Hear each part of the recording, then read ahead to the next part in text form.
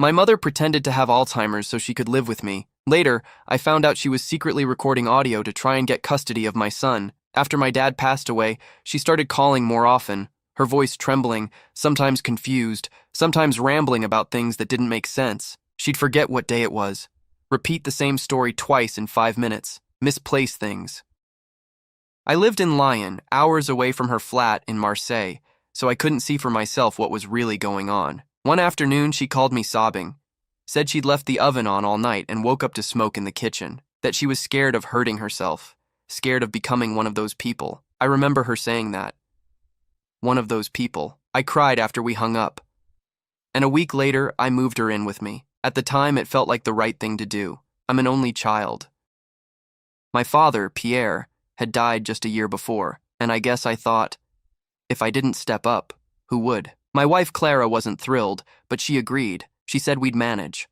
Our son Luca was 5, full of questions and energy, and our lives were already chaotic. Still, we tried to make space for her, both in the house and in our routines. The first few weeks were hard.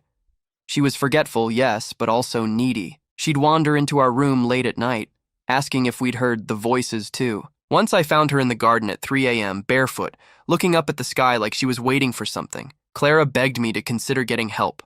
Professional help, but I refused. She was my mother. Then, things started to shift. She stopped having bad days.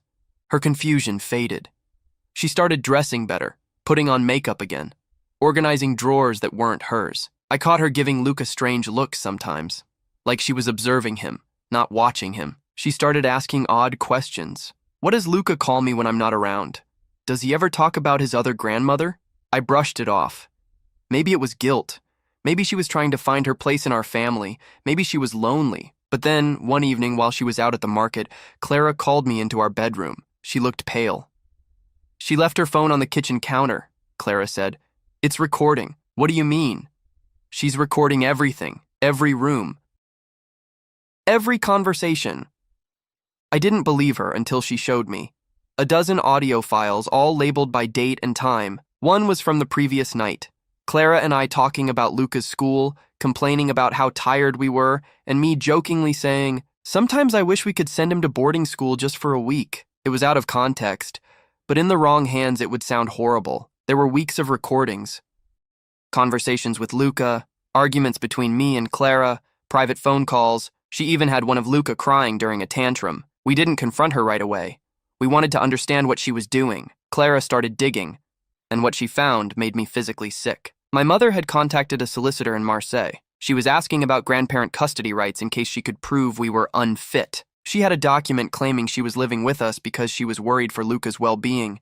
She was building a case against her own son. I didn't sleep that night. Every time I closed my eyes, I saw her sitting at the kitchen table, pretending to forget things, replaying those shaky hands holding a mug, the tears she faked, the confusion. It was all a performance, every bit of it. Clara wanted to kick her out immediately, but I hesitated. I needed to know why. Why would my own mother try to take my son from me? Why lie about being sick, about losing her mind, just to get close to us? I kept thinking. There must be a reason, something I don't know. The next morning, I acted like nothing had changed. I said good morning, kissed her cheek, asked how she slept. She smiled and said she'd had a dream that Luca was singing in a choir. He's got such a sweet voice, she whispered. I watched her stir sugar into her tea with perfectly steady hands. That day, while she napped in the living room, Clara and I removed every recording device we could find. 2 in the bedrooms, 1 in the hallway, 1 tucked into a book spine in the office. Another one, hidden inside a teddy bear in Luca's room. She had bugged her own grandson's bedroom. I felt sick. We saved everything, every file, every device, and Clara started compiling a record of our own. Dates, times, behavior, screenshots. If she was building a case, so were we. But the real breaking point came 3 days later, when Clara caught her trying to talk to Luca in private. He was in the garden playing with his trucks, and she sat beside him and said, "Do you ever feel scared when Mummy and Daddy fight? You can tell me. I won't be mad." Luca didn't understand the question. He just laughed and said something about dragons. But Clara saw red. She stormed outside, grabbed Luca's hand and said, "Don't you ever speak to him like that again?" My mother just stared at her with that same calm expression. Not surprised, Not scared, just patient. That night, we confronted her. I sat her down at the dining table and laid the devices in front of her. She looked at them in silence. No shock, no denial. You lied to me, I said. You pretended to have Alzheimer's. You moved in under false pretenses. You've been recording us. Why? She didn't answer at first. Then she said something I'll never forget. Because I know what you did when you were younger. My mouth went dry. I tried to protect you then, she continued. And now I'm protecting Luca. What are you talking about? She leaned forward. You think I forgot, but I remember everything. You used to have those outbursts. You broke your cousin's nose when you were 15. You punched a wall so hard at 17 I had to take you to hospital. You think that just goes away? That was 20 years ago, I shouted. I've never laid a hand on Luca, never. She looked unmoved. I can't take that risk. That's when I realized. This wasn't about Alzheimer's. It wasn't about Luca. It wasn't even about safety. It was about control. She needed to feel powerful again. And she was using Luca as a weapon. Clara had heard enough. She stood up and said, You have 1 hour to pack. My mother looked at me, cold, empty. You'll regret this. I didn't reply. I couldn't. My hands were shaking. My vision blurred with rage. An hour later, she was gone. But I had no idea that the worst part was still coming. The silence after she left was deafening. Clara tried to act normal, but I could feel her tension in the way she moved, over-checking the locks, constantly glancing at Luca, making sure he was never out of her sight. I couldn't blame her. Even though the house was quiet again, it didn't feel safe. I kept wondering if she had already sent those recordings to someone, if she had a backup stored somewhere, if she was still watching us from a distance. That paranoia ate at me. I started triple-checking every room, looking for more devices. I even took apart light switches, inspected under the furniture, scanned the backyard. But the real blow came 2 weeks later. We received a letter. Official. Stamped. My mother had filed a complaint with the Protection de l'Enfance, the French Child Welfare Service. She claimed emotional neglect, psychological harm, and an unsafe home environment. She described Clara as aggressive, controlling, me as unstable, with a history of violent outbursts. She said she was forced to leave the residence after raising concerns about Luca's safety. And then, in the final paragraph, she requested temporary custody of Luca while an investigation was conducted. I read it twice, then again. My fingers went numb. She had actually done it. She was trying to take my son away through the courts. Clara didn't cry. Not at first. She just stood there, holding the letter like it was on fire. Then she calmly said, She's going to destroy us. I called our lawyer the same day. We gave him everything. Audio files, hidden devices, screenshots of messages she'd sent me in the weeks before moving in, where she clearly manipulated me into inviting her. He said the evidence was strong, but the process wouldn't be easy. The Child Protection Services would have to conduct interviews, both with us and with Luca's teachers. There might be home visits, psychological assessments. Worst of all, they'd take her complaint seriously, no matter how insane it sounded, because she had posed as a concerned family member with proof. And even though I knew we had the truth on our side, a part of me couldn't shake the fear. All it takes is one mistake, one bad day, one wrong word, one social worker who doesn't like the way Clara raises her voice, or the fact that I once punched a wall in my teens, one poorly interpreted audio clip taken out of context. That fear settled in my chest like concrete. Clara and I started walking on eggshells. We stopped arguing, even about small things. We smiled through gritted teeth when Luca was around. We felt like we were being watched constantly, even if she was gone. I kept waiting for her next move. It came in the form of a visit from a social worker named Marianne. She was polite, professional, asked if she could look around, asked about Luca's schedule, our routines, his sleep, his diet. She spoke to him gently, asked if he liked living here, how he felt around Mummy and Daddy. Luca, being 5, gave wildly unhelpful answers like, I like spaghetti, and sometimes I cry when it's bedtime. I couldn't tell if that was good or bad. After she left, I sat on the stairs and felt something I hadn't in years, helplessness. I had done everything right. I had provided for my family. I had been patient, compassionate. I had taken in a mother who lied to my face for months, and now I was the one under investigation? Clara sat beside me. She didn't say anything, just leaned her head against my shoulder. I didn't tell her what was going through my mind, because the truth was, part of me still wanted to know what exactly my mother had planned. what she really wanted, and whether this was revenge or something darker. The social worker's visit rattled me more than I wanted to admit. It wasn't just the questions or the way she scanned every corner of our home like she was expecting to find chains in the basement. It was the idea that somehow my mother had planted doubt, and that was enough. I kept replaying everything in my head, every word my mother had said, every time she'd looked at Luca like he was hers, every calculated moment she'd acted confused just to get sympathy. It all made sense now, but it also made me wonder, had this been her plan all along? From the first phone call, or had something snapped later? 3 days after the visit, I got a call from a number I didn't recognize. I answered out of instinct. Hello? There was silence. Then a voice I knew too well. You know this could have been easier if you'd just admitted the truth. I didn't respond.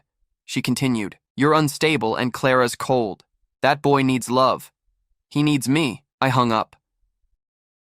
I don't know why I didn't scream at her or curse or threaten her. Maybe I was afraid that even raising my voice could somehow be used against me. Everything felt like a trap now.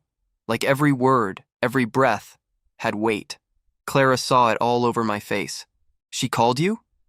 I nodded. She's never going to stop, is she? She whispered. And I realized then, we weren't just defending ourselves from a false accusation. We were in the middle of a war with someone who truly believed she was right. My mother wasn't just trying to hurt us.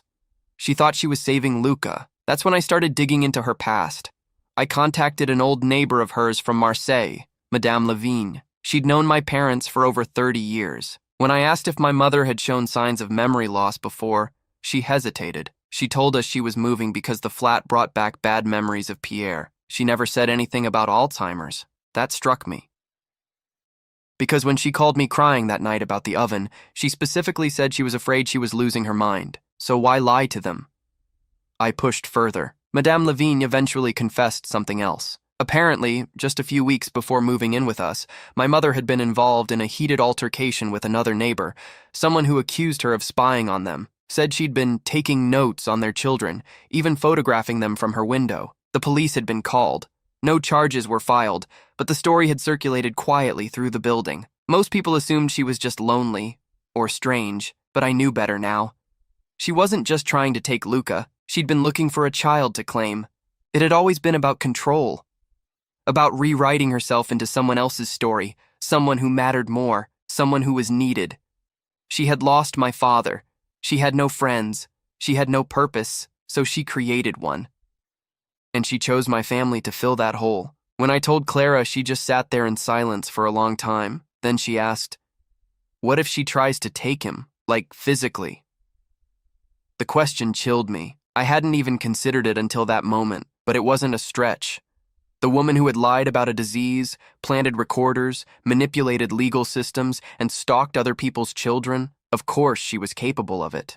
That night I changed every lock, installed a security system, alerted Luca's school, gave them a photo of my mother and warned them not to let her near the gates. But even with all that, I didn't feel safe, because now it wasn't just about custody, it was about obsession.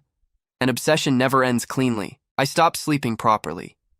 Every creak in the floorboards felt like footsteps. Every car that slowed down in front of our house made my chest tighten. I'd find myself staring out the window at 2 a.m., expecting to see her silhouette on the sidewalk, just watching. Clara noticed. She started leaving little notes for me. He's safe. We're okay. But I could see the fear in her too. She'd jump when the doorbell rang. She flinched every time the phone vibrated. Luca, thankfully, didn't understand any of it. We kept the facade going for him. School, bedtime stories, weekend pancakes. But behind the closed doors of our bedroom, we lived in quiet panic. A week after I changed the locks, my mother left a voicemail. I'll give you until the end of the month to reconsider. After that, I'll do what I have to do. No anger, no yelling. Just calm. Calculated. That scared me more than anything else. We gave the message to our lawyer. He agreed it sounded like a threat, but not a direct one, not enough to act on. Everything she did was subtle, just below the surface. Just enough to suggest something without saying it outright. She was good at this. Too good. Then something happened that cracked everything open. Luca had been playing with Clara's phone, taking selfies, recording silly videos. That night, as we were clearing out the photo gallery, we found a 12-second clip we hadn't noticed before. It showed Luca playing on the floor, building a tower out of blocks. In the background, through the half-open window, A figure passed behind the fence, a woman, wearing my mother's coat. Clara froze, rewound the clip, played it again. The image was blurry, but unmistakable. Same walk, same posture, same gray wool coat she used to wear when she lived with us. She had been near our home, again. We called the police. They took the report, but as expected, they couldn't do much. She hadn't entered the property. She hadn't made contact. Legally, she hadn't broken any laws, but we knew. We knew she was watching. That night, Clara locked herself in the bathroom and cried for 20 minutes. When she came out, she said, "I can't live like this. I can't raise our son in a war zone." And I knew exactly what she meant. We were fighting a ghost, a shadow that slipped through the cracks of the law, a woman who wore a mask of grief and concern so convincingly that the world believed her, but beneath it all, she was just hollow and dangerous. I started researching relocation. We couldn't leave France entirely, not while the custody case was still technically open, but we could move within the country. Somewhere quieter, somewhere she wouldn't expect. But 2 days before we planned to sign the rental for a new flat in Montpellier, we received another letter. This time, it wasn't from a court. It was from a woman named Émilie Rousseau, a stranger. She introduced herself as a former friend of my mother, and her message sent chills down my spine. "I know what she's done. I know what she's capable of. You're not the first." I read the letter 3 times before I showed it to Clara. It was handwritten, elegant, cursive, no return address. The kind of letter that feels almost too deliberate, like the person writing it wanted you to know they had nothing left to lose. Clara's hands trembled as she read. Émilie Rousseau claimed she had once been close to my mother years ago, when they both volunteered at a church community group in Marseille. She said they weren't exactly friends, but that she had seen enough of my mother to know what she really was. Then came the line that hit me hardest. "Your mother becomes obsessed with families, always ones with young children. She inserts herself slowly, pretends to help, makes herself indispensable, and then she poisons everything." The letter described another family, Laurent and Beatrice, with a daughter named Adele. Emily said she watched the same pattern play out, my mother growing concerned for the child's well-being, making accusations, quietly suggesting the parents were unfit. Eventually, Adele was removed temporarily from the home after a misunderstood report filed by my mother. The girl was returned months later, but by then, the marriage had collapsed. Beatrice had left the city. Laurent became reclusive. The damage was done. My mother moved on to the next family, and no one ever connected the dots. Reading those words felt like a weight pressing on my chest, because suddenly, all the little things made sense. The way she always talked about the innocence of children, her obsession with being needed, the manipulative kindness, the gaslighting. She wasn't just trying to help Luca, she was trying to replace us, to become the mother, the protector, the victim, and the hero of the story, all at once. Emily ended the letter with a warning. "She'll escalate if she feels she's losing. She always does." I didn't know whether to feel terrified or validated. Clara, for the first time, looked genuinely shaken, not angry, not just exhausted, scared. She said, "Do you think she's done this more than twice?" I didn't answer. I didn't want to. But inside, I knew. If someone like Emily had taken the time to find us, to write this letter, then there were probably others. Families who hadn't spoken up, people who still didn't realize they'd been manipulated, parents too ashamed to admit they'd been outsmarted by someone who pretended to love them. We gave the letter to our lawyer. He said it could help discredit her, especially if we could track down this other family and get a statement, but it wouldn't stop her. He said something that chilled me to the bone. She doesn't need to win custody. She just needs to keep you fighting. That's how she wins. Because fighting meant court dates, home inspections, psychological evaluations, sleepless nights, marital strain, fear. And if she couldn't take Luca physically, she'd shatter the home he lived in until there was nothing left. She wanted to break us. That night, I called every number I could find for Laurent and Beatrice. Most were disconnected, but I left messages, emails, anything. I had to know the full story. Meanwhile, Clara and I packed boxes in silence. We didn't speak much that week. There was nothing left to say, except this. She was going to come back. I could feel it. The move to Montpellier happened faster than we'd planned. No goodbyes, no announcements. Just boxes in the back of a rented van, and Luca asleep in his car seat. unaware that we were once again running. I hated how that felt, like we were fleeing from a ghost. But what else could we do? I didn't tell my mother, not a word, no message, no change of address notice, nothing. But I knew she'd find out eventually. She always found a way.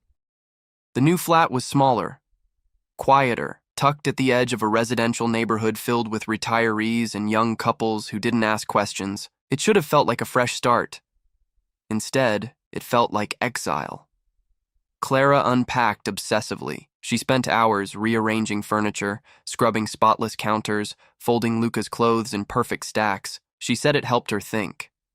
But I knew what it really was: control. She needed to feel like she had some. Meanwhile, I threw myself into research. I kept waiting for a reply from the other family Emily had mentioned. I checked my inbox every hour, refreshed the voicemail, scanned the news for anything with my mother's name, but there was nothing. And in the silence, something else started creeping in: distance. Clara and I barely touched. We didn't fight, not exactly, but we spoke only when necessary. Luca was the center of every sentence. Everything outside of him was quiet, cold, and strangely polite, like we were strangers staying in the same hotel room. One night, after putting Luca to bed, I found Clara staring out the kitchen window. She had that look again. Lost. Haunted. "She stole something from us," she said softly. I thought she meant the house.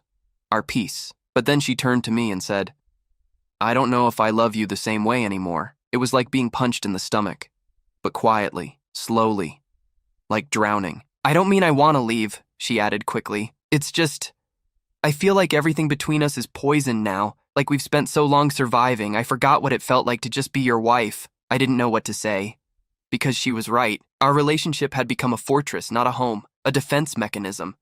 And it was starting to collapse under the weight of everything we were holding back. Still, I didn't let it show. I told her I understood, that we'd find our way back, that all of this was temporary. But part of me didn't believe it. And then, just as the silence between us started to feel permanent, I got a voicemail. A man's voice, rough, hesitant. Hello, my name is Laurent. My ex-wife Beatrice got your message. We'd rather not talk about the past, but if your mother is still doing this to people, maybe it's time we said something." I froze. I called him back that night. What he told me changed everything. Laurent's voice over the phone was calm. Too calm. The kind of calm that only comes from someone who's already lived through the worst and survived, but never fully recovered. He didn't speak like a victim. He spoke like someone describing a storm that had passed through his life and taken everything. "She doesn't just manipulate," he said. "She infects." He told me about his daughter, Adele, how she'd been a quiet, sensitive girl who adored her parents, how my mother, posing as a kind neighbor, started showing up with small gifts, toys, baked goods, offers to babysit just for an hour or two. "At first we were grateful," he said. "She seemed harmless, lonely. We felt sorry for her." Then came the subtle warnings, my mother claiming she'd seen Adele with bruises, that the girl flinched when her father raised his voice, that Beatrice seemed too tired to be attentive. She made herself the savior, Laurent told me. And when we stopped letting her in, she made herself the witness. She filed a complaint anonymously. But everyone knew it was her. It led to an investigation. Adele was temporarily placed with an aunt during the process. Even after she was returned, the damage was done. Beatrice sank into depression. Laurent started drinking. They divorced within a year. She never wanted custody, Laurent said. She just wanted to be right. To be the one who saw what no one else did. "And she'll burn your house down just to prove the fire was real." By the end of the call, I couldn't breathe. He told me he'd be willing to submit a written statement, said Beatrice might too. But he warned me not to expect closure. "She doesn't stop. She waits." After I hung up, I sat in the dark for over an hour. The walls around me suddenly felt thin. The new flat, the locked doors, the security system, it all felt useless against someone like her. Someone who didn't need to break in to destroy you. She just needed to be believed a little more than you. When I finally told Clara about the call, she didn't react the way I expected. She didn't cry or rage. She just nodded, very slowly, and said, "So, we're not crazy." But the relief didn't last. Because the next morning, Luca came running into our room holding a small envelope. "There was a letter in the mailbox," he said cheerfully. "It has my name on it." Clara and I looked at each other. My heart dropped. The handwriting was unmistakable. It was my mother's. We opened it in silence. Inside was a card. No threats, no accusations. Just a drawing of a grandmother holding hands with a little boy under a tree, and one sentence. I miss you every day, Luca. I hope you're still safe. There was no return address, no signature, but the message was clear. She had found us. I stared at the card for a long time, not because of what it said, but because of what it meant. She had our address. Again, no one else knew where we'd gone.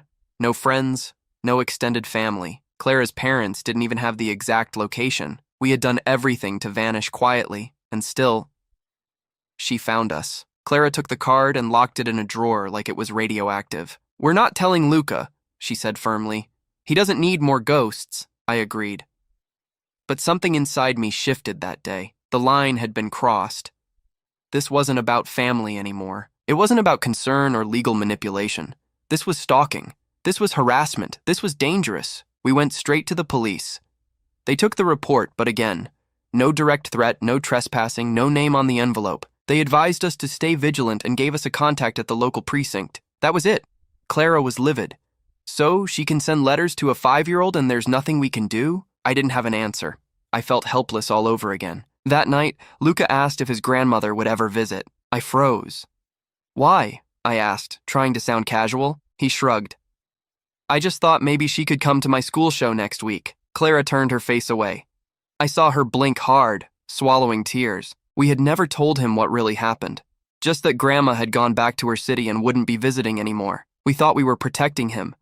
But she had reached him anyway. Somehow she was still inside our lives, even when she wasn't in our lives. That week, Clara stopped sleeping.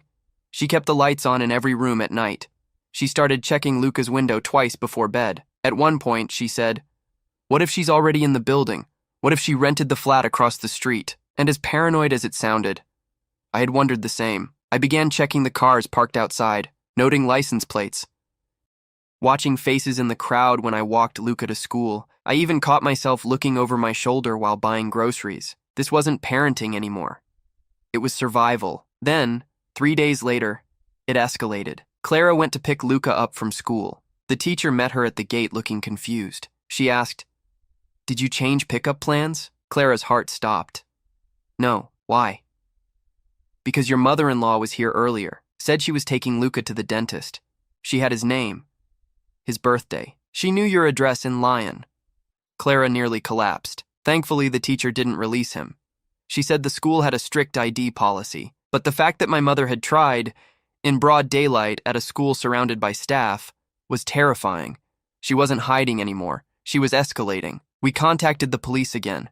This time, they took it seriously. The attempt to remove Luca from school without permission was reported officially. A restraining order was filed. Surveillance around the school increased, but it didn't make us feel safe, because I knew how she operated. She didn't need to win in court. She just needed to break us enough that we gave up on each other. And slowly, without even realizing it, that's exactly what was starting to happen. After the incident at the school, everything changed. Not just the routines or the locks or the police reports, but something in Clara. Something fundamental. She became quieter. Not angry, not dramatic, just gone. Like a light had switched off inside her. She still played with Luca, still smiled for him, still packed his lunch and braided his hair with perfect care. But the moment he was out of the room, she'd retreat, into herself, into silence. I tried to bring her back. I cooked her favorite meals. I suggested short weekend trips. I even joked badly about how one day we'd write a book about all of this. She just looked at me and said, "I'm not going to survive this, Theo. Not like this." I knew what she meant. This wasn't just trauma anymore. It was corrosion. It was eating us alive from the inside out. 3 days later, I came home from picking up groceries to find Clara sitting on the edge of our bed, suitcase beside her, Luca's backpack already packed. I froze. "Where are you going?" I asked. She didn't look up. "To my sister's, in Vienna." "What?" "I need time, Theo. Time to think. Time to breathe without flinching every time the phone rings." I felt my chest cave in. "You're taking Luca?" She finally met my eyes, and what I saw there wasn't anger. It wasn't even pain. It was exhaustion. "I'm not running away with him," she said. "I just need to protect him. And I don't know how to do that here, with you. That last part broke me. I didn't yell. I didn't beg. I wanted to. God, I wanted to. But I saw in her face that nothing I said would matter anymore. This wasn't a punishment. It was survival. She kissed my cheek. You're a good man, but she's poisoned you too, and I don't know where you end and she begins anymore. Then she left. Just like that, the apartment was still. Too still. I walked around like a ghost, picking up toys Luca had left behind. A sock, a drawing, his toothbrush, and in that silence it hit me. My mother had done it. She hadn't needed to take Luca through the courts. She hadn't needed to win anything. She just needed to push hard enough. I didn't sleep that night. Instead, I sat on the floor of Luca's empty room, staring at the walls, and whispered to no one in particular, "You won't win. You don't get to win." But deep down, I knew she already had. The silence in the apartment felt unnatural. It wasn't just loneliness. It was defeat. For days, I drifted through the empty flat like I didn't belong in it anymore. Every object reminded me of what I'd lost. Clara's perfume still lingered in the hallway. Luca's favorite blanket was folded neatly on the couch. Their absence was louder than any argument we'd ever had. I should have broken down. But I didn't. Something else took over. Not grief, not despair, rage. Pure, focused rage. She had taken my home, my family. She had infected every corner of my life, and I had let her. I'd played by her rules, stayed calm, followed the law, waited for the system to protect me, and all it got me was a broken marriage and a son who now lived in another country. So I did something I never thought I'd do. I went back to Marseille. I didn't tell Clara, didn't tell the lawyer. I just packed a bag, got in the car, and drove. 5 hours of winding highways and noise in my head I couldn't shut off. I went to her building first, just to see. It looked exactly the same. Cold stone facade, iron balconies. The street was quiet, but her name was no longer on the mailboxes. She had moved. Of course she had. I started asking around. Old neighbors. A few recognized me, most didn't. Madame Levine remembered. She looked at me with pity and fear and said, "She left suddenly, after the last family filed a complaint. The one with the twins. The twins. I didn't even know about them. She lived upstairs from them." Madame Levine continued. "Said the parents were abusive, that she could hear the crying through the walls. I asked what happened to that family. They left," she said. "Moved to Nice, I think. They were terrified of her." That was the third family. Not just me. Not just Laurent and Beatrice, but another. And who knows how many more. She wasn't just a manipulator. She was a predator. And the world had let her do this, over and over again, because she wore grief like a mask and whispered just enough truth to be taken seriously. So I made a decision.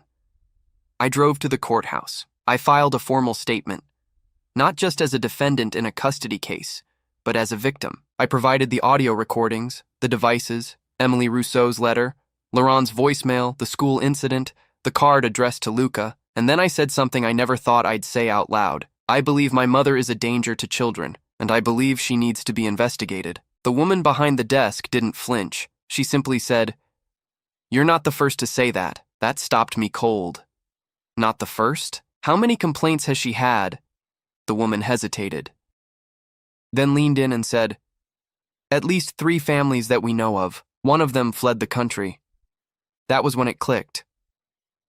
My mother didn't want to raise Luca. She wanted to own him, to recreate some perfect fantasy where she was the protector, the savior, the one who mattered. And when that fantasy cracked, even slightly, she'd rather destroy the family than admit she was wrong. She wasn't just broken.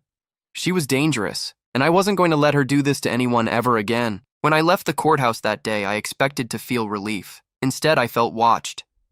Paranoia had become second nature by then, but this was different. Sharper, like something was already unraveling, and I was just seconds behind it. I returned to Lyon late that night.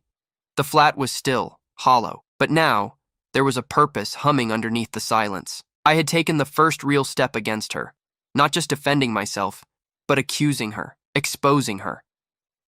Clara didn't answer when I called.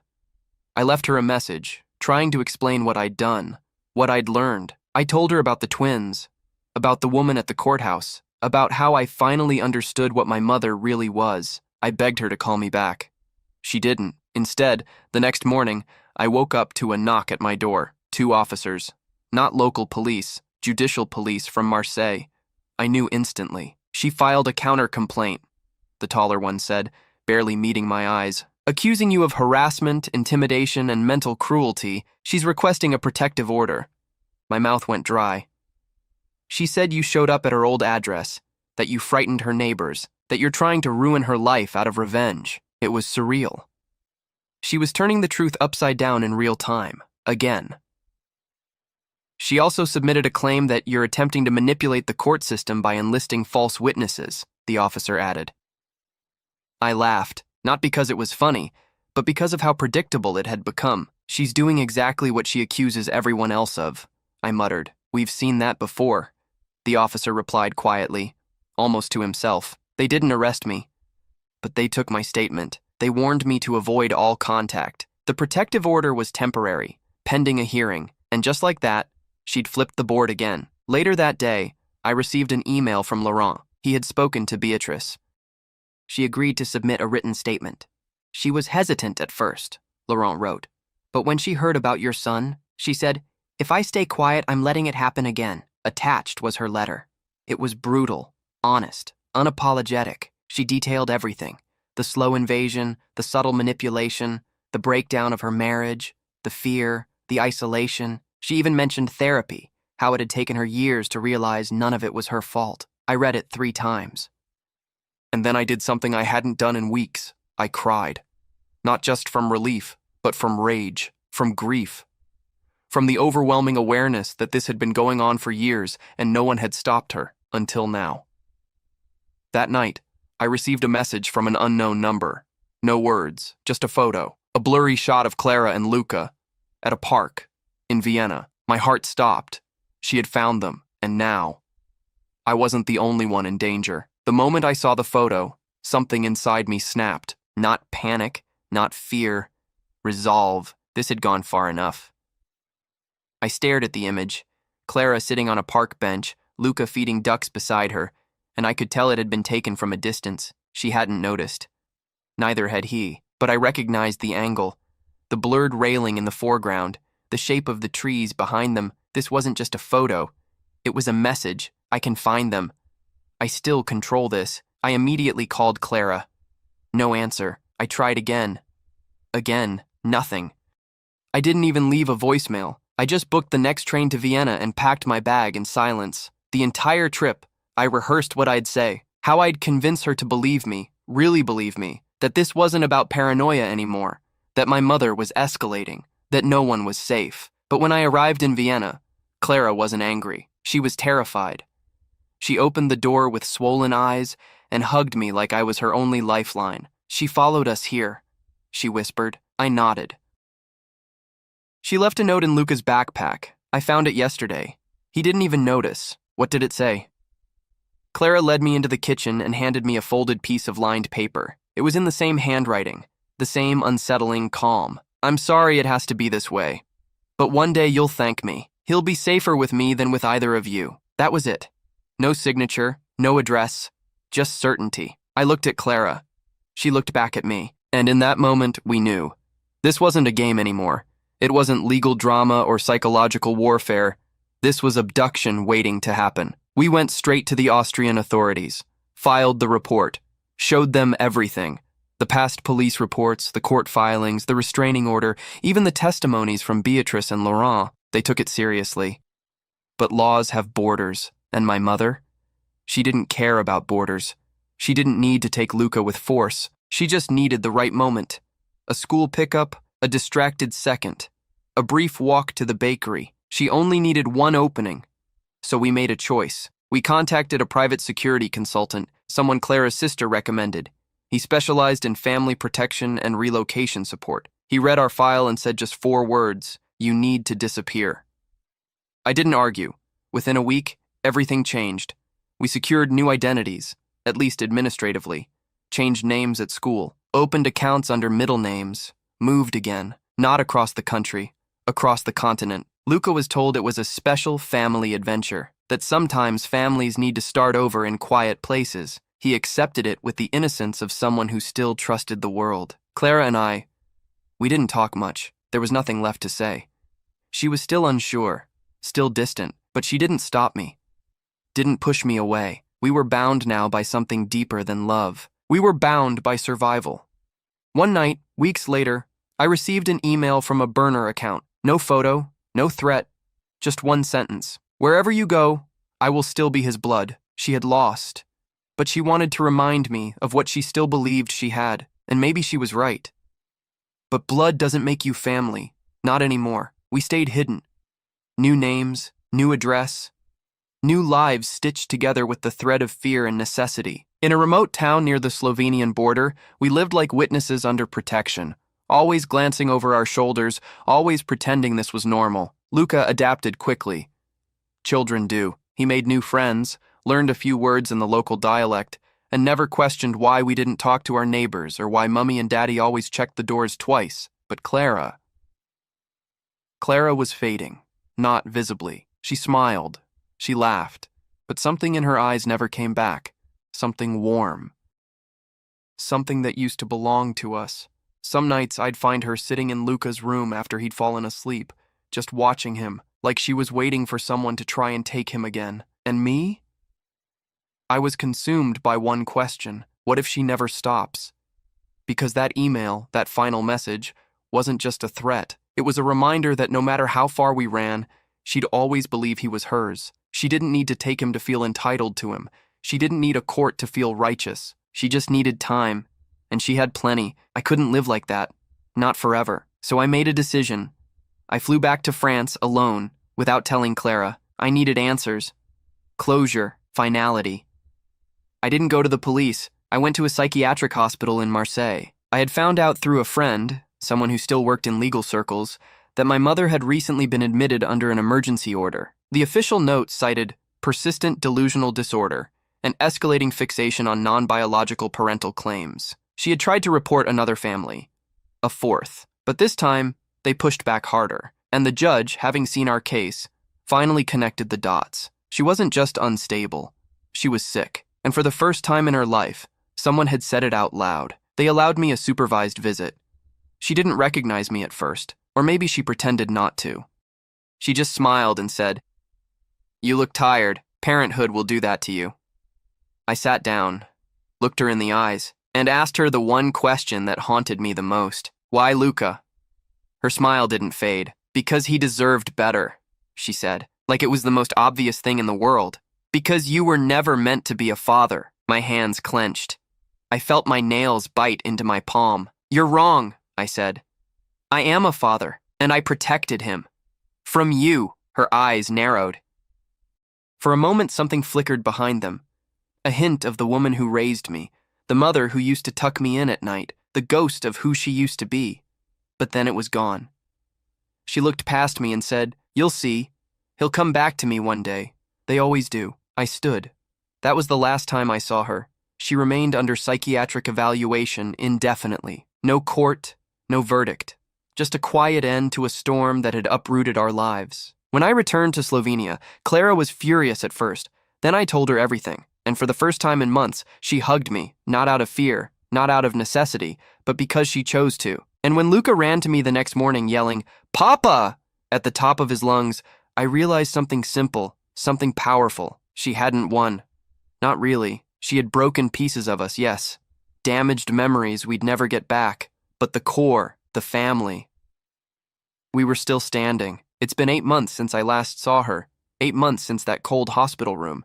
Since her eyes passed right through me like I was a mistake she'd already erased from memory. She remains institutionalized, legally unfit, psychologically unstable, no longer a threat, at least on paper. But the truth is, she'll always live in the shadow of our story, in the way Clara double-checks Luca's school gate before leaving, in how I instinctively flinch when I hear footsteps behind me, in the quiet moments when everything feels too calm, and I wonder if peace is real or just the calm before another storm. But something has changed.